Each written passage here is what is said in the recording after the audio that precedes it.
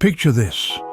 The year is 1347, and a deadly shadow is about to fall over Europe. Known as the Black Death, this catastrophic event was a pandemic that swept through the continent in the 14th century. It was an era of knights, castles, and a growing reliance on trade, but it was also a time of immense suffering and death. The Black Death is considered one of the most devastating pandemics in human history, leaving an indelible mark on Europe and the world. This plague, this Black Death, decimated nearly 60% of Europe's population within a few short years. Imagine the scale of that devastation. It's as if every second person you knew simply vanished. The consequences were profound, reshaping the social and economic fabric of the continent. Now let's delve into the world of the 14th century to understand what led to this cataclysmic event. To comprehend the magnitude of the Black Death, we need to understand medieval Europe. Picture a time when Europe was rapidly expanding. The 14th century was a time of burgeoning cities, bustling trade routes, and a population that had doubled, maybe even tripled in size over the past 3 centuries. But with this growth came challenges. Cities were overcrowded, sanitation was poor, and living conditions were, to put it mildly, less than ideal. These conditions were a perfect breeding ground for disease. Trade, too, played a crucial role. Europe was a hub of commerce, with goods and people flowing in from as far as Asia. And with these goods came something else, something unseen, something deadly. Now, let's introduce our main antagonist, Yersinia pestis. This bacterium is believed to be the cause of the Black Death. But how did a bacterium cause such devastation, you may ask? Well, Yersinia pestis didn't act alone. It had accomplices.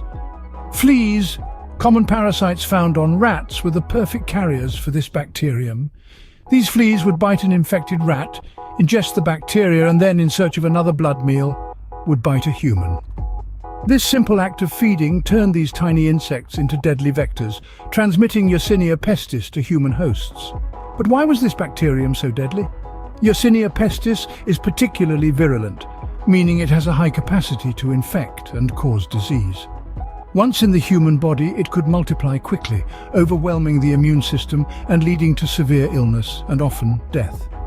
The combination of overcrowded cities, booming trade routes, and the lethal partnership of Yersinia pestis and fleas set the stage for what was to become one of the deadliest pandemics in human history. So, we've set the stage.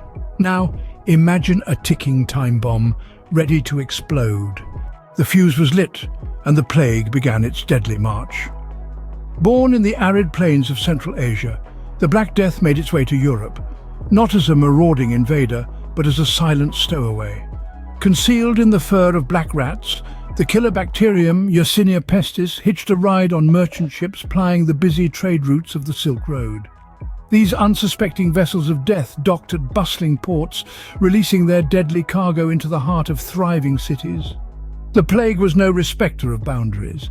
It swept across the continent with terrifying speed, propelled by the ceaseless movements of people and goods. From the sun-drenched ports of Sicily, it coursed through the narrow, winding streets of Florence, leapt over the towering Alps, and plunged into the teeming metropolis of Paris. It danced across the English Channel and roared through the quiet English shires. Cities were the perfect breeding ground for the plague. Their narrow, crowded streets and inadequate sanitation provided an ideal environment for the disease-bearing fleas and their rat hosts.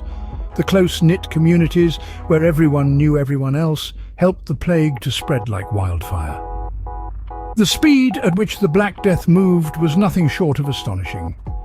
In the span of a few short months, it could devastate an entire region.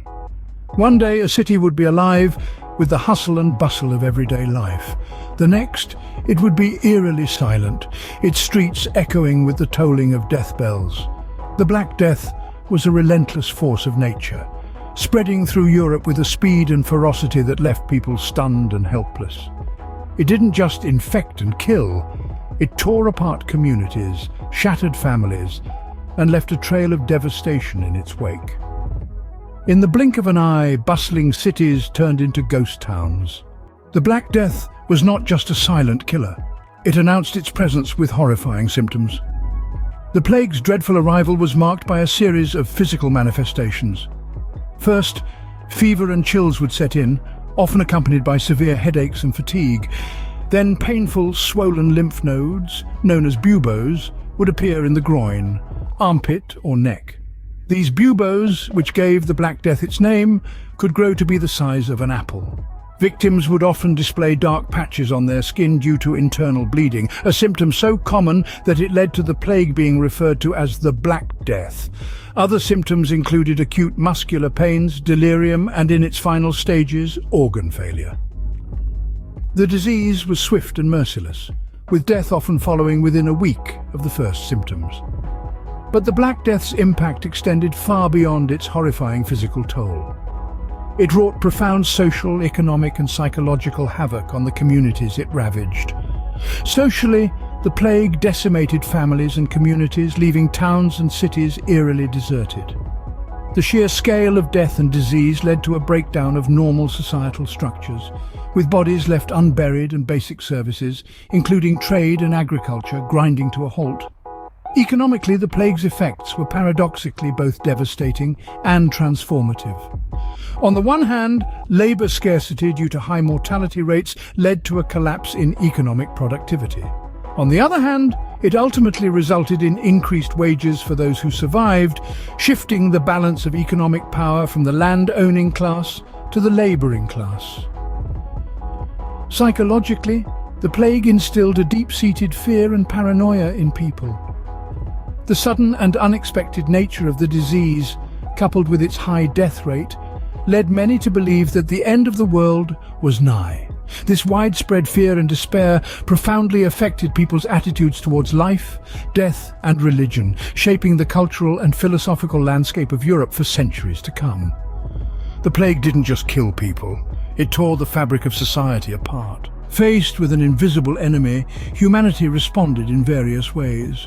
The Black Death, a merciless killer, swept across Europe, leaving a trail of devastation. In response, society took desperate measures. Religious reactions were common.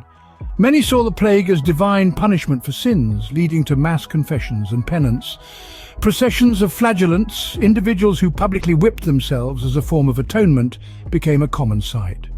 In the medical realm, doctors lacking knowledge of bacteria relied on theories of imbalance in the body's humours. Treatments ranged from bloodletting to aromatic therapies, and even the use of live chickens as a supposed cure. Governments, too, took action. Quarantine measures were introduced in an attempt to contain the plague. The city of Venice was among the first to implement a 40-day isolation period for incoming ships, giving us the term quarantine, from the Italian 40 giorni, meaning 40 days. Despite their best efforts, nothing seemed to halt the relentless march of the Black Death. The Black Death was a storm that reshaped the landscape of Europe. This sweeping pandemic caused more than a drastic reduction in the population. It also brought about profound and lasting changes in economic structures, labour markets, and societal attitudes. In the aftermath, labour became a valuable commodity. With many labourers having perished, the survivors found themselves in a position to demand better wages and improved working conditions. This shift in labour dynamics played a significant role in the decline of feudalism and the rise of a more modern economic system. Societal attitudes were also transformed. The indiscriminate nature of the plague, affecting both rich and poor, demonstrated the fragility of life and social status. This realization led to a newfound emphasis on living in the present, a sentiment echoed in the art and literature of the time. The Black Death, while catastrophic, paved the way for a new world order. It was a dark chapter in history, but one that significantly shaped the world we know today. The Black Death was a turning point in human history, a tragedy that unfolded over a few short years. Originating in the 14th century, this devastating plague was likely caused by the bacterium Yersinia pestis, transmitted through fleas. From the dense populations and bustling trade routes of medieval Europe, the Black Death spread swiftly and mercilessly, leaving no corner untouched. Its symptoms were horrific, marked by fever and painful buboes. The social, economic, and psychological impact was profound, reshaping societies and leaving a deep scar on the collective psyche. Yet, amidst the horror, humanity responded with resilience. Religious reactions, medical practices, and quarantine attempts were made, illustrating our capacity to adapt in the face of daunting challenges. In the long run, the Black Death led to significant changes in labor markets, economic structures, and societal attitudes. As we reflect on the lasting impact of the Black Death on European society and the world, we're reminded of our resilience in the face of adversity.